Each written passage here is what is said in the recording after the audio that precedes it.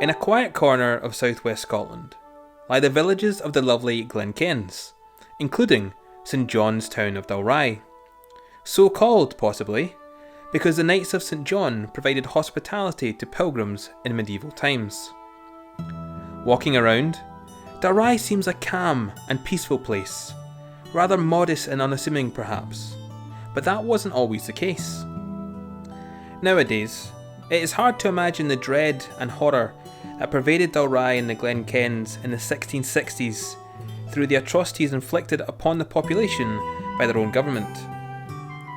Dalry, almost by accident, played a significant part in the history of Scottish religion by providing the spark for the Glenkens Rising of 1666, known also as the Pentland Rising. A small incident here in Dalry led to a major rebellion, conflict, and 2 decades of bloody repression. In the early part of the 17th century, King Charles I, believing he was the anointed head of the church, sought to impose the English episcopal system of church government on Scotland. This was, and is, governed by bishops with the king as the head of the church.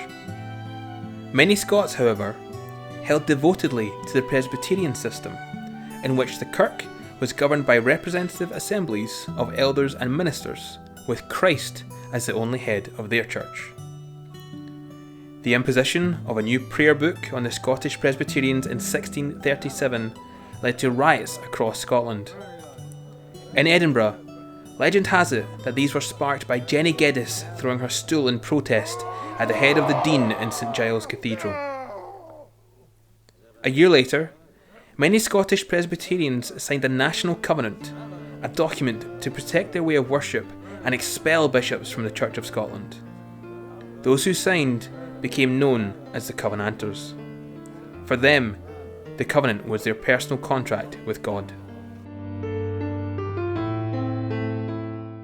When Charles II came to the throne in 1660, like his father, he tried to convert the Scottish Presbyterian Church to the Episcopalian form of governance. But many Scots refused the change and stuck firmly to the national covenant. The king then began to take a firmer stance, forcing people to attend church services and reintroducing bishops to the Scottish Church. In 1662, he ejected dissenting ministers from their parishes and imposed fines on the congregations for non-attendance at church. All Glenkens ministers suffered this fate and were replaced by more compliant trainee priests or curates. Even if a husband was willing to display loyalty, a fine would be levied on him if his wife was not with him at church. Galloway wives were not silent observers, nor were they seeking to hold their menfolk back from dissent. Many were devotedly adherent to the covenant. Indeed, some otherwise loyal husbands protested at being fined for the non-obedience of their wives. Rather than comply, many Covenanters chose to secretly attend illegal meetings called conventicles, led by the ministers whom the king had displaced from their churches. Of necessity and for safety, these meetings took place outside, but also following Jesus' practice of preaching in the open air.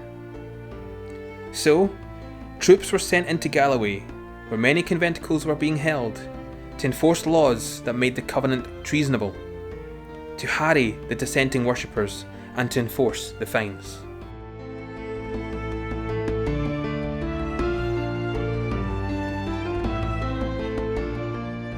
The king's troops, led by Sir James Turner, enforced the fines and seized crops and livestock for non-payment.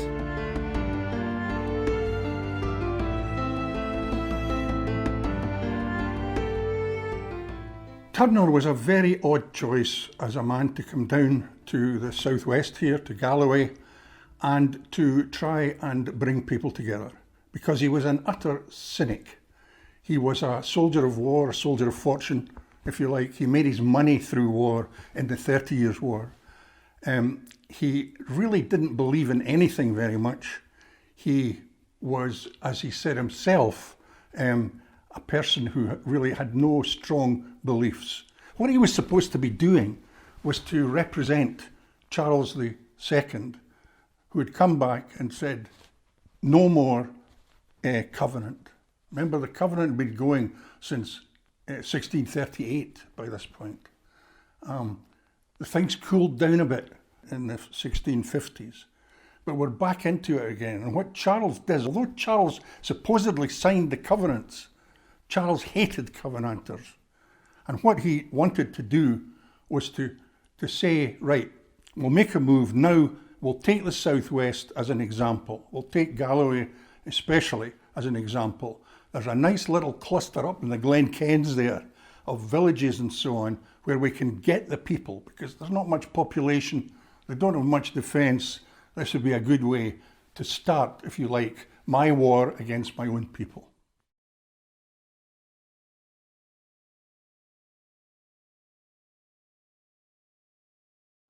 Quartering was the system whereby soldiers were placed on farms or households or whatever throughout the area.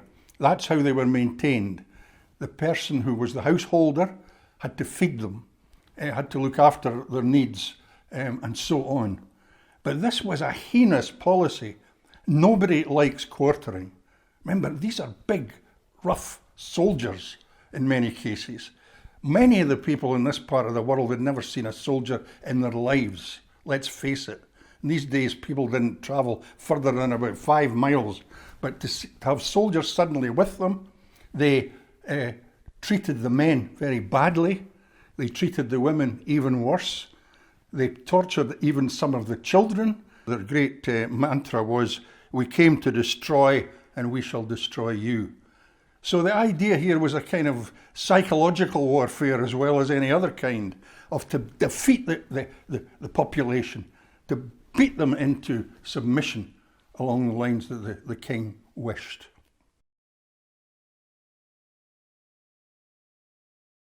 One of the things that really riled people was the non-obedience of covenanting wives.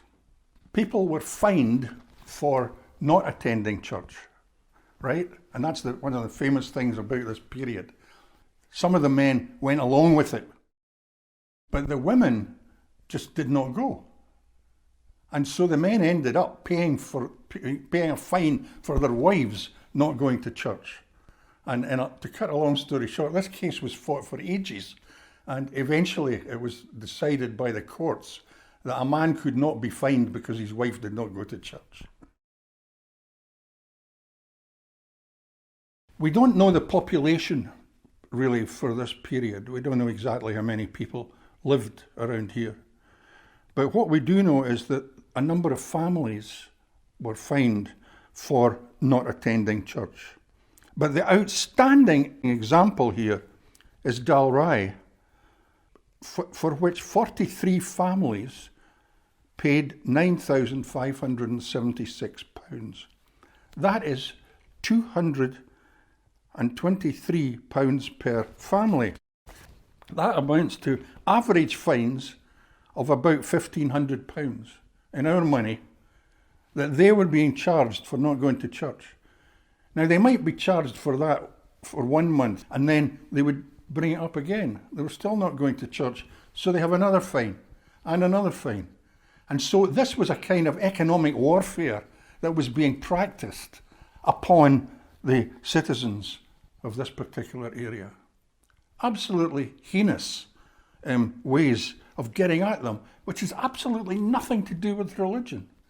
This is a government which has declared war on its own people, and it didn't care how on earth it won it. The important thing is that it should triumph. On 13th November 1666, there came a breaking point, and perhaps unsurprisingly, it came in Dalry. 4 Covenanters, led by Robert MacLellan of Barscobe and nearby Balmaclellan, had come down from their hideout in the countryside to get some food and shelter at the local inn, which originally stood where this house called the Cush in Midtown now stands. On leaving the inn, the 4 men encountered some troopers. The soldiers, under the command of Corporal George Deans, had been sent to take the corn from an old man, a local farmer named Greer, in lieu of payment of a fine he owed. Though Greer had initially managed to get away from them, they soon caught up with him and threatened to brutally punish him by roasting at a fire. But Robert and the other Covenanters couldn't let this happen and decided to intervene. An argument then ensued, and the soldiers, surprised at being challenged in this way, drew their swords to threaten the Covenanters. However, they went for backing down, and one of the locals, his pistol already loaded with broken pieces of an old clay pipe, shot Corporal Deans in the leg, though it is unclear if this was by accident or on purpose. Dean's soldiers quickly surrendered and were taken captive, while the farmer Greer was successfully rescued. The wounded Deans fled on horseback to Dumfries. The Covenanters realised that Sir James Turner would exact a terrible revenge for the injury of one of his soldiers, and felt they must strike first. Rallying local support, they headed for Balmaclellan. Their numbers swelled by some folk attending a conventicle there. They attacked the local garrison, killing one trooper. The remaining troopers headed to Dumfries, carrying the news. There was now no way back, and the Glenkens rising had begun. When word spread through the local area about what had happened at Dalry, more local men joined the rising, and gradually their numbers began to swell to 150 men on foot and 50 horsemen.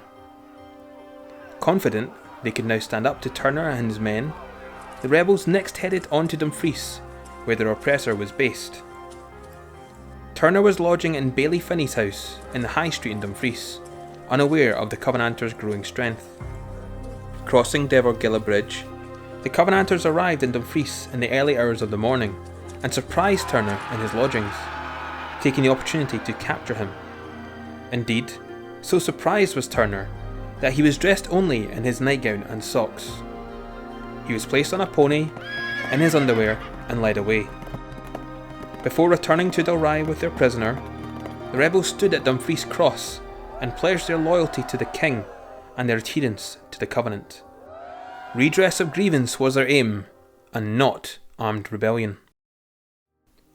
Throughout the march, the November weather was foul, and the men were drenched to the bone, but they travelled on, some on horses, but most were on foot. From Dalry, they travelled through Carsfairn, Dalmellington, Tarbolton, and on to Ayr, where they thought they would have a better chance of gathering more sympathisers. And they were right. By the time they gathered at the Brig o' Doon, they were a force of around 700 strong. Here, Colonel James Wallace joined the Covenanters, and as a seasoned soldier was appointed commander of the rebels. Gaining more confidence, they marched on through Coylton, Ochiltree and Cumnock, gathering further men along the way. By the time they reached their destination at Lanark, they had assembled their greatest number of around 1,100 men. Their force was split then, some going to Glasgow, but the greater number to petition the King's councillors in Edinburgh.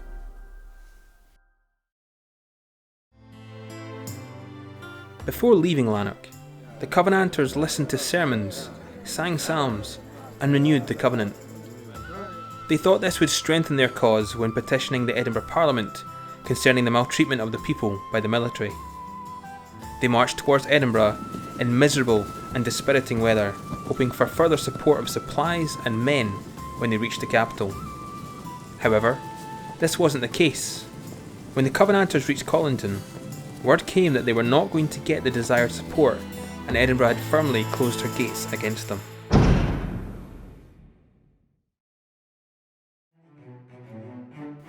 Their march was blocked by the King's army, under the leadership of Sir Thomas D.L., so the rebels moved east before heading towards Biggar. Some of the rebels began to retreat back to their base in the southwest. With their numbers now at around 900, the rebels paused to rest and allow stragglers to catch up at Rully and Green. However, this was to be where the main force of the King's army found them. Consisting of 3,000 well-armed professional soldiers, the King's army faced the poorly equipped and poorly trained rebels. So, on 28th November 1666, a bloody and horrific battle commenced, and after incurring some losses, both sides backed off. But later, Around sunset, the fighting began again. The two sides mixed like chessmen in a bag, though one witness.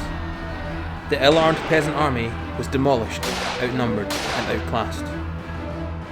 Their weapons included halberds, dirks, slings, flails, spears, pikes, spades, plough-kilters, scythes, arrowless bows, and rusting guns.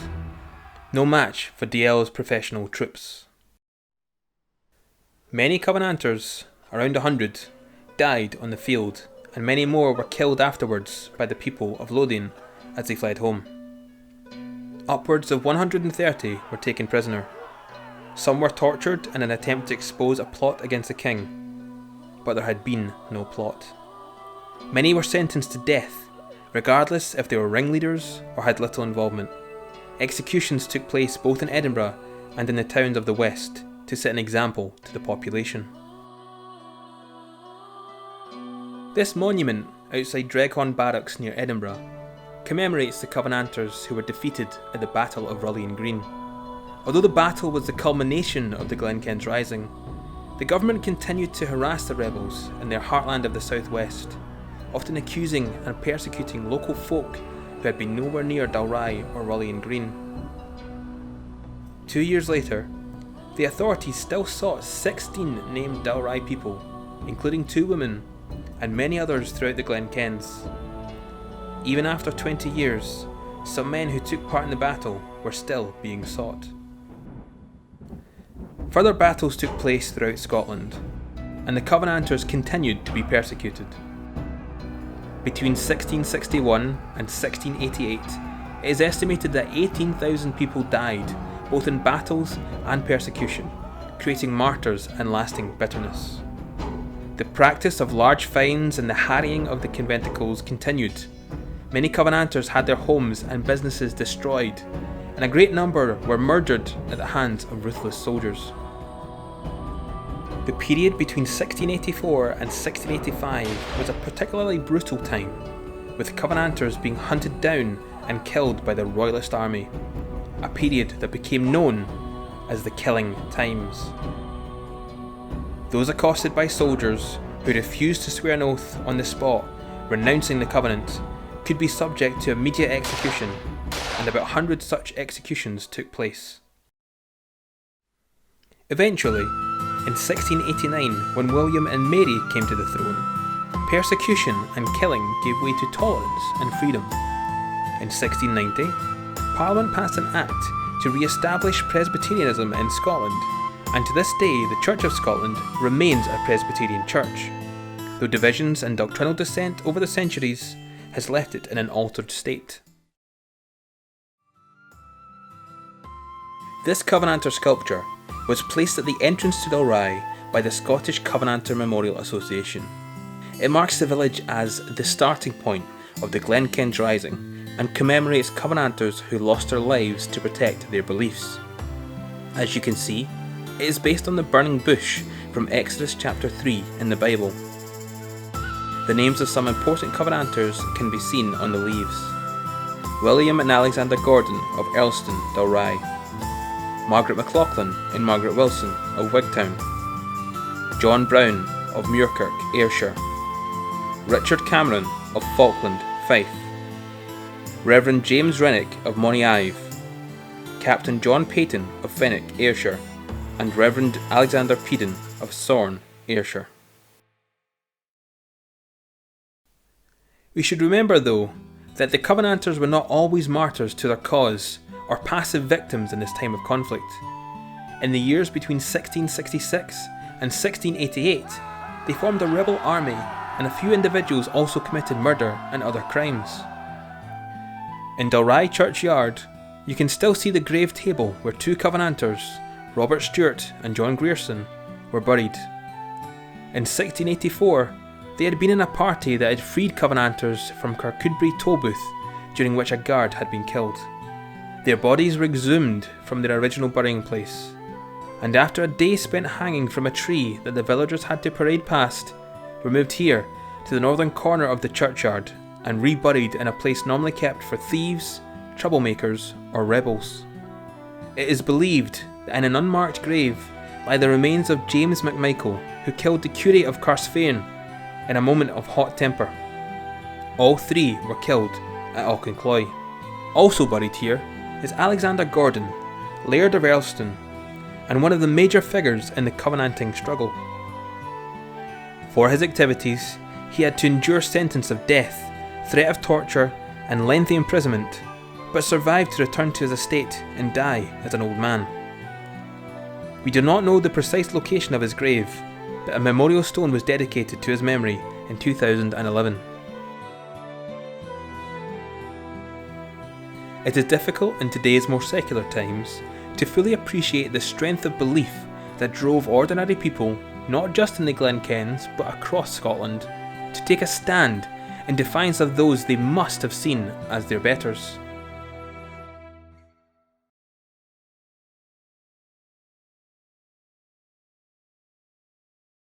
But I could maintain that it was very much a conflict of substance. As far as they were concerned, the Presbyterian form of worship was a purer form of worship than the Episcopalian system.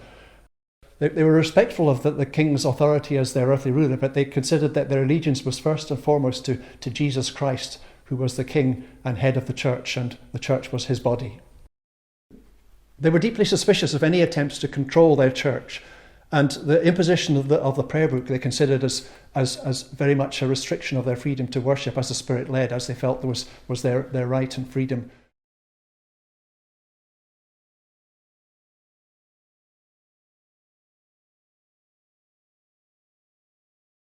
If we look around the world and even our own day, the number of Christians who are persecuted for their beliefs and endure many years in prison camps and things. So it's not something that's alien to our world really in these days. I think it helps us to appreciate that in our own towns and villages in previous centuries, people had to suffer for what they believed was their right and the right way to worship and to be faithful to God in a similar way to what people in many parts of the world do now. We're so fortunate to have the freedoms we do have in our nation. For many of the Covenanters, their faith was a faith in God. They had made a commitment to God of the heart, and they were determined to stand with that their first allegiance was to the God who trumped any authority they might have and responsibility towards their social superiors.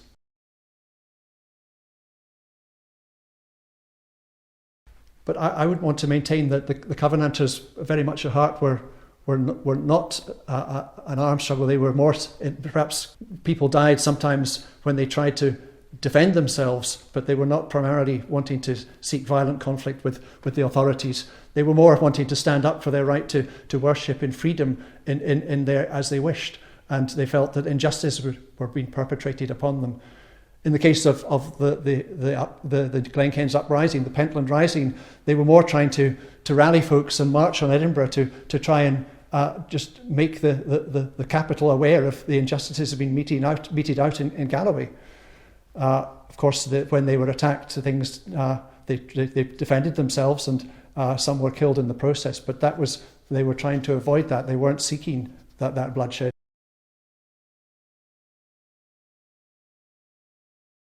This was a case of a government running roughshod over the people and impose their will. And we live in a world where too many authoritarian regimes are doing that in our own time, restricting the freedoms of their peoples. We may think that that's another world, but in fact it happened in our own towns and villages not too many centuries ago. People who stood firmly for what they believed, even in the face of persecution and difficulties that they had to face. I think it shows something of the bravery, the way that many of the Covenanters, without resorting to violence, the bravery which they showed, the many wonderful adventures they had escaping the authorities, it can inspire and challenge us to stand up for what we believe strongly is right, even in the face of regimes that seek to impose their will upon us. We live in a world where we seek freedom, and we want freedom for all peoples.